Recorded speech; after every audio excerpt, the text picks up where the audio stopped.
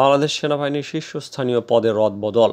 বাংলাদেশ সেনাবাহিনীর শীর্ষ পদে ব্যাপক রদবদল হয়েছে। মেজর জেনারেল জিয়াউল আহসানকে চাকরি থেকে অব্যাহতি দেওয়া হয়েছে। লেফটেন্যান্ট জেনারেল মোহাম্মদ সাইফুল আলমের চাকরি পররাষ্ট্র মন্ত্রণালয়ে ন্যস্ত করা হয়েছে। লেফটেন্যান্ট জেনারেল মোহাম্মদ মুজিবুর রহমানকে GOC army training and doctrine command, lieutenant general Ahmed Tabrez Shams চৌধুরীকে সেনাবাহিনীর quarter master general, lieutenant general Mizanur Rahman শামীমকে সেনাবাহিনীর chief of general staff, lieutenant general Mohammad Shahinul হককে কমান্ড্যান্ট এনডিসি এবং মেজর জেনারেল আসম রিদানুর রহমানকে এনটিএমসির মহাপরিচালক হিসাবে নিয়োগ দেওয়া হয়েছে। এক সংবাদ বিজ্ঞপ্তিতে এইসব তথ্য জানিয়েছে আন্তঃবাহিনী জনসংযোগ পরিদপ্তর আইএসপিআর।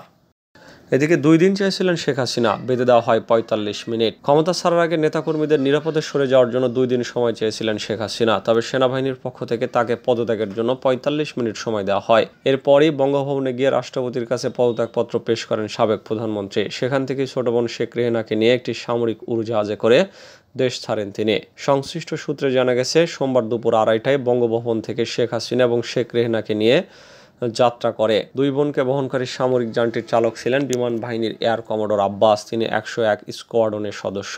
সংশ্লিষ্ট সূত্রে জানা গেছে, স্থানীয় সময় বিকেল 5:36 শেখ হাসিনাকে বহনকারী উড়োজাহাজ ভারতের রাজধানী নয়াদিল্লির কাছে গজিয়াবাতের হিন্দন বিমান ঘাঁটিতে অবতরণ করে। এ সময় ভারতের সেনাবাহিনীর কর্মকর্তারা তাকে স্বাগত জানান। বিভিন্ন সূত্রে জানা গেছে, সেনাবাহিনীর পক্ষ থেকে প্রধানমন্ত্রী শেখ হাসিনাকে পদত্যাগের জন্য 45 মিনিট সময় দেওয়া হয়। এই সময় দলীয় নেতাকর্মীদের নিরাপদে দেশের বাইরে পাঠাতে তিনি সেনাবাহিনীর কাছে 2 দিন সময় চান।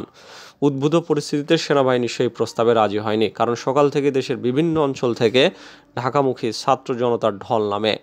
ঢাকার চারপাশ থেকে লাখ লাখ মানুষ গণভবনমুখী যাত্রা শুরু করে। সেই ক্ষেত্রে গণভবন রক্ষা করতে হলে সেনাবাহিনীকে রক্তপাত করতে হতো। তাই সেই ঝুঁকি না নিয়ে শেখ হাসিনাকে নিরাপদে সরিয়ে দেওয়া হয়েছে বলে জানা গেছে।